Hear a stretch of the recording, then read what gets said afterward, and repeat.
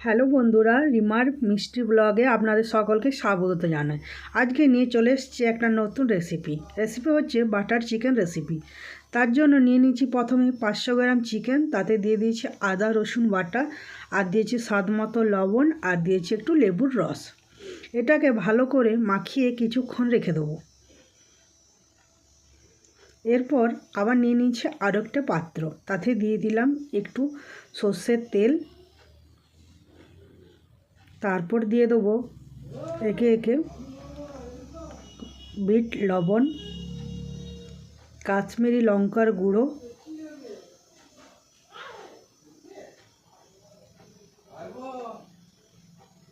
আর দিয়ে দেবো গরম মশলার গুঁড়ো। এটাকে ভালো করে মিশিয়ে নেব। আর দিয়ে দেবো কসুরি মেথি।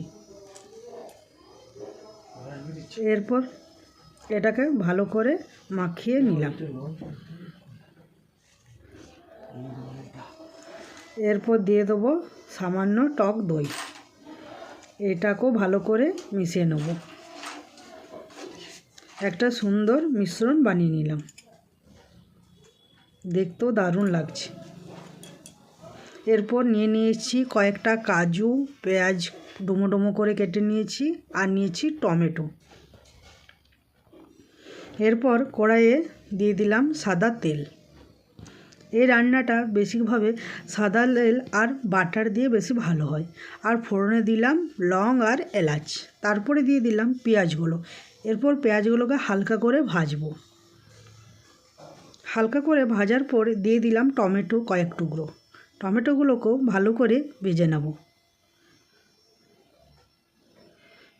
ভেজে নিলাম। এরপর দিয়ে দেবো ঝালের জন্য 2টো শুকনো লঙ্কা। যে যেমন ঝাল খান সে সেরকম নেয়। আমি ঝালটা কম খাই, তাই ঝালটা কমই দিলাম। আর দিলাম 1 চামচ কাশ্মীরি লঙ্কার গুঁড়ো।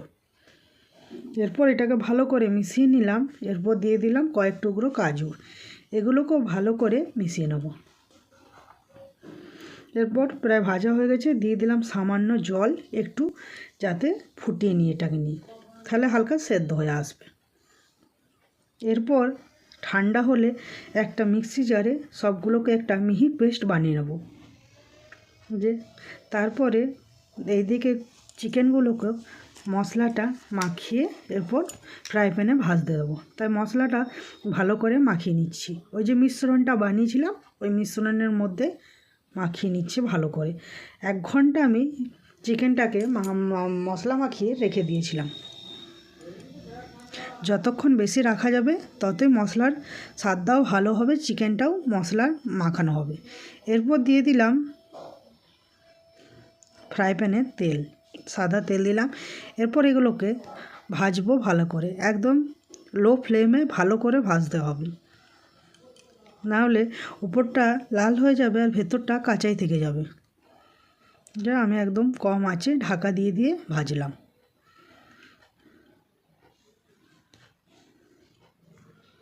এভাবে সবগুলোকে আমি উল্টে নিচ্ছি। আরও কয়েকটা দিয়ে দেবো, তেলটা ফাঁকা আছে বলে,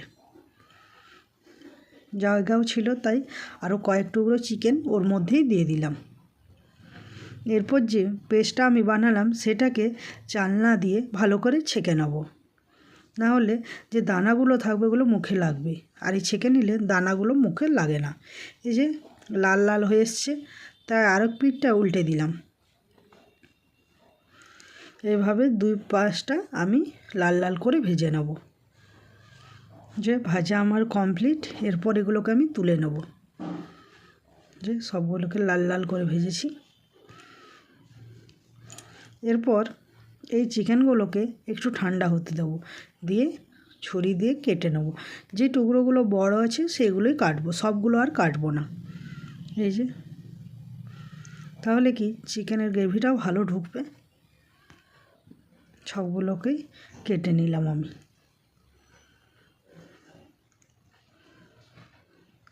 এরপর দিয়ে দিলাম বাটার। আমি পুরো রান্নাটাই কিন্তু বাটারে করব। এরপর আপনারা চাইলে সাদা তেলেও দিতে পারেন। এই যে বাটারটা গলে এসছে। এরপর দিয়ে দেবো 2 চামচ আদা ও রসুন বাটার। এরপর এটাকে আমি একটু ভালো করে কষিয়ে নেব। কষানো হয়ে গেলে দিয়ে দেবো যে মিশ্রণটা রেডি।